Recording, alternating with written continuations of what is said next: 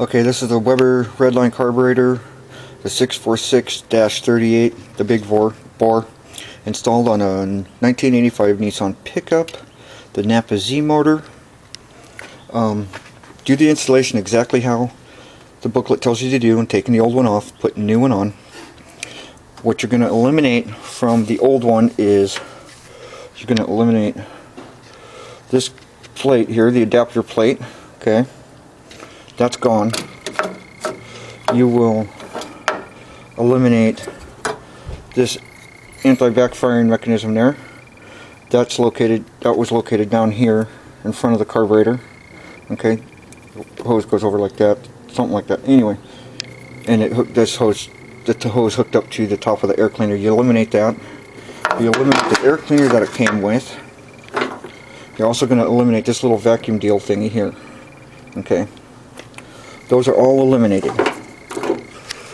The vacuum hoses that are hooked up to the carburetor now, this vacuum hose here, top one here, comes all the way around the front of the motor, goes all the way around, hooks up to your canister. Okay, that's your canister hose. Okay, here is your fuel line hose, comes up and around. I had to do it in a circle because other than that, that's the only way it was accessible to fit. Okay, so that's your fuel line hose. Down here is your anti-backfire deal thing, or your advanced vacuum port, something like that. Anyway, this hose here comes down around, follows it up, and hooks up to your these two vacuum deals right here. Okay, so that's where those guys hook up to.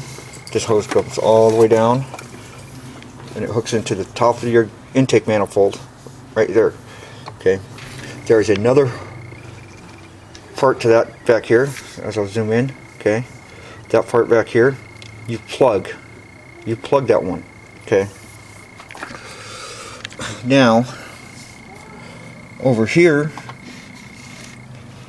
is a vacuum hose that comes around, connects up to here, goes down into that port there, comes around here, comes down, hooks up into the, I believe that's the vacuum advance port on the carburetor.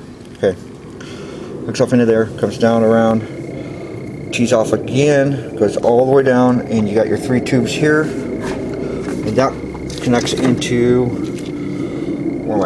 that connects into this tube, comes down, it's this one right here, connects into this tube right here, the first one. At the end of the tubes, all the hoses stay the same, you don't touch those. Okay, this middle tube here, the middle tube, comes up into your intake manifold right here.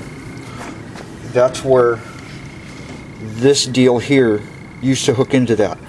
Okay, that we eliminated that, and that is right here, and it goes down around and hooks up into the middle tube right here. Okay, this top part here, your breather for your valve cover, comes up and hooks up into the top of the air cleaner now. Okay, you want to, on this little deal here, right here, you want to plug the top port. That's now eliminated. Okay, the bottom one comes down and goes into that tube there. Okay, the last tube. As I said, at the end of these tubes, you don't touch any of those. All of those stay the same. Okay, so you make sure you plug that top port. And let me see.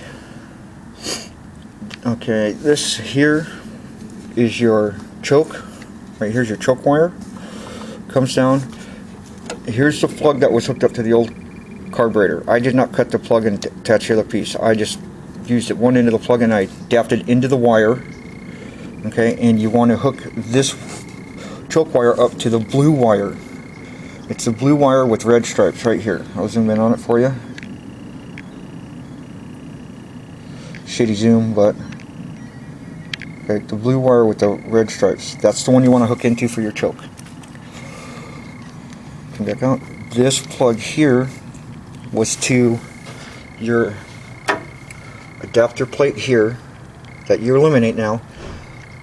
The connections there for this plug here. You no longer use that. You just tie that off somewhere, and that's that. Now for your linkage, I had a problem with my linkage. It wasn't pulling my return spring wasn't pulling that carburetor all the way back, so it was idling high. What I had to do was I had to put the original stud back into the adapter plate. Zoom in here. Okay, there's the linkage. I had to put the original stud back into the adapter plate, right down here. It's kind of hard to see. Okay, so it's a little longer. I had to put the bolt in to tighten the carburetor down. Then I had to put that support bracket on top of that bolt and put another bolt in to tighten the support bracket down. That way I got the height and the straightness towards the back of the carburetor for my return spring. That solved my problem of it idling high. Runs great, runs perfect. And that's that. That's where all the vacuum hoses go, and that's where the fuel line goes and everything else. And any other left open vacuum hoses you plug. Okay? So that's where all the hoses go and stuff for the installation on the Weber carburetor, the 646-38 rig board. Hope this helps you guys on installing it. It's real easy to do. As long as you know where the vacuum hoses go, it's simple as eating pie.